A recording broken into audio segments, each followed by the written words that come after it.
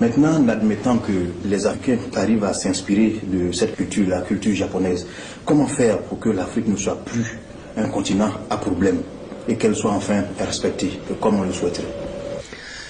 Eh bien, vous savez, on a coutume de dire que l'Amérique est riche parce que les Américains sont riches. Mais on a aussi coutume de dire que l'Afrique est riche, mais que les Africains sont pauvres, et même très pauvres. Alors, pourquoi une telle contradiction concernant l'Afrique?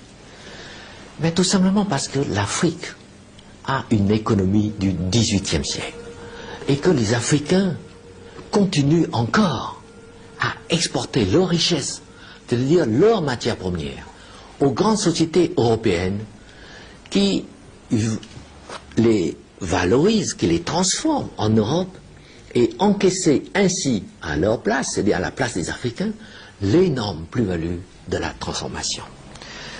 On peut dès lors dire que l'Afrique a certes acquis l'indépendance politique, mais pas son indépendance économique.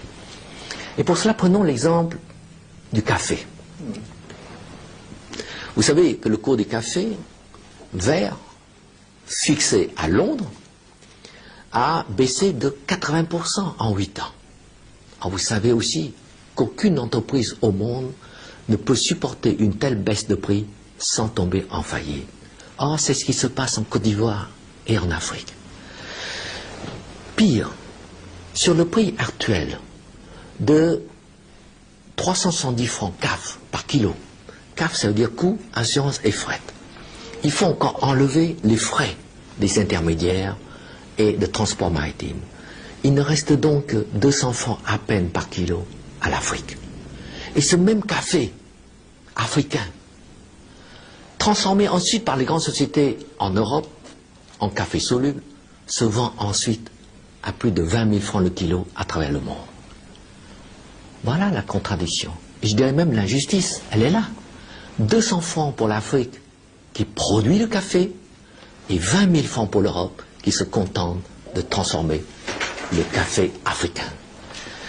Et ce qui est vrai pour le café l'est également pour toutes les autres matières premières. Et tant que l'Afrique n'a pas compris cela, eh bien les Africains resteront pauvres, pour ne pas dire misérables.